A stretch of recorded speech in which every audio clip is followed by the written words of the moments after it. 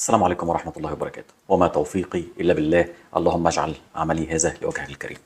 هنتكلم النهاردة في الحلقة الرابعة من علاج التهابات الجفن المزمن. اتكلمنا في الحلقة الأولانية هو ليه كل العلاجات وكل الكلام ده، ليه ما فيش علاج واحد يعالج التهاب الجفن المزمن. الحلقة الثانية اتكلمنا عن تنظيف الجفن وازاي 90% من الناس ما بيعملوش الموضوع ده. الحلقة الثالثة اتكلمنا عن تسخين الجفن والكمادات الدافية، ازاي نعمله مع المساج وتعصير الجفن. لو ما شفتش الحاجات دي كلها ارجع شوفها عشان تفهم الموضوع بالترتيب.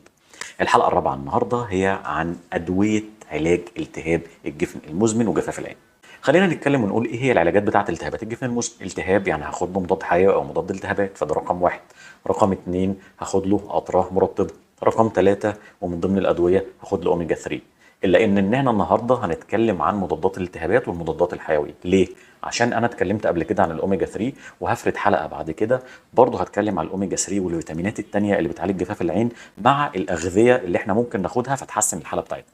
بس معلش نقطة واحدة صغيرة، اللي عايز يدعم القناة بتاعتنا وشايف ان المحتوى بتاعنا كويس وهو استفاد منه، تقدروا تدعموا القناة بتاعتنا بالاشتراك او الانتساب في القناة، وهسيب اللينك في اول كتابة او في وصف الفيديو.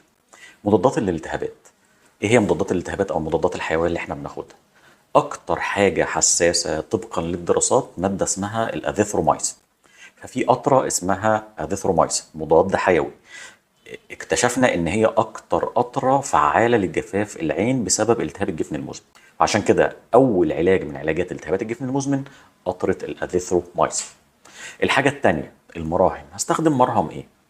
اول حاجه اريثرومايسين، وده من للاسف مش موجود. ايه بقى اللي موجود؟ التترا سايكلين، التراميسين حبيب الشعب اللي موجود في كل بيت مصري. بنستخدم نقطه منه كل يوم قبل النوم. وعشان ابقى مستخدم التراميسين بجرعه كافيه لازم اقعد من 6 ل 8 اسابيع. كلنا كدكاتره بنكتبه لمده اسبوع اسبوعين عشان يدي نتيجه من 6 ل 8 اسابيع. وبيدي نتيجه افضل بعد ما اكون عملت تنظيف للجفن وعملت الكمادات والمساج اللي احنا عملناه.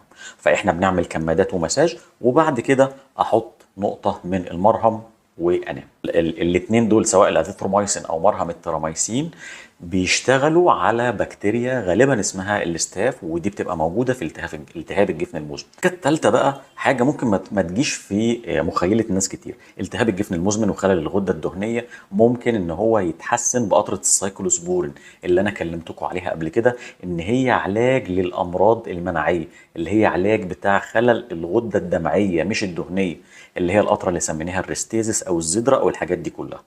بس لقينا ان في ناس كتير استجابت للقطره دي، واعراض جفاف العين والتهاب الجفن المزمن اتحسن لما خدناها مقارنه بمرهم التوبرا ديكس اللي فيه كورتيزون ومضاد حيوي. مع الفرق طبعا السايكلوسبورين ممكن يتاخد لفترات طويله بدون مشكله، انما التوبراديكس مش هينفع. عشان ايه؟ عشان فيه كورتيزون. راجع حلقه الكورتيزون. لحد هنا احنا كل ده بنتكلم عن قطرات ومراهم. طب هل في حاجه بتتاخد بالفم؟ ايوه، في مضادات حيويه بتتاخد بالفم. واول حاجه فيهم ايه؟ اللي هو اول حاجه قلنا في القطرات ماده الازيثرومايسين.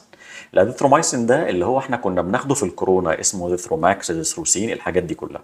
في بروتوكولات كتير ان احنا ناخد الموضوع ده، اكثرها تطرفا او بجرعه عاليه ان انا هاخد 500 مللي جرام 3 اقراص في اليوم. يعني هاخد جرام ونص في اليوم لمده قد ايه بقى؟ لمده 3 ايام. يعني هاخد كل يوم 500 500 500، اوقف اكرر الاسبوع اللي بعديه، سايكلز كده او دورات من العلاج. وده بنستخدمه لما يكون الالتهاب شديد قوي. انا على العموم ببدا ب 500 500 500، وبعد كده ممكن اكررهم الاسبوع اللي بعديه. يعني باخد 3 ايام اريح 4 وابدا سايكل جديده او دوره تانية. حاجه تانية مضاد حيوي تاني وهو اسمه الدوكسي سايكلين، احنا بنديه للناس تحت اسم فيبرامايسين، وده ليه فوائد كتيره جدا. بيقلل الالتهاب اللي جوه الجفن وجوه الغده الدهنيه. حاجه تانية البكتيريا بتطلع سم معين او حاجه معينه مركب كده يخش جوه الغده الدهنيه، يحول لي الافراز الدهني ده لمركب تاني. المركب التاني ده يهيج العين جدا ويعمل التهابات شديده. طيب المضاد الحيوي بتاعنا اللي هو اسمه الفيبرامايسين ده بيعمل ايه؟ بيروح على الماده السم ده اللي البكتيريا بتفرزها اللي اسمها اللايبيز، بيكسر اللايبيز دي.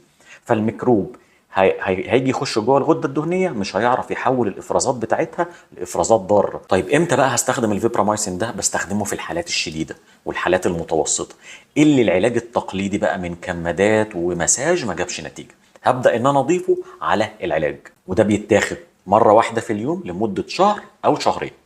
طبعا لما هاجي اقارن الازيثرومايسين بالدوكسيسايكلين، الازيثرومايسين ينفع يتاخد في الاطفال الصغيرين، ينفع يتاخد في الحوامل والرضع، ده احنا كنا بناخده وقت الكورونا لكل الناس. بينما الدوكسيسايكلين ما ينفعش يتاخد للاطفال اقل من 12 سنه، ولا حوامل ولا مرضعين. لما نيجي نقارن ما بين الاثنين، ممكن الازيثرومايسين يكون ليه افضليه شويه، بس احنا ما نقدرش نستبعد الدوكسيسايكلين ده من المعادله. بس كده كانت هي دي الحلقة بتاعتنا عن المضادات الحيوية الفعالة في علاج التهاب الجفن المزمن. أعتقد إن هي محاضرة كانت مملة شوية ومش هتفيد كتير من الناس إلا الدكاترة اللي بيعالجوا جفاف العين.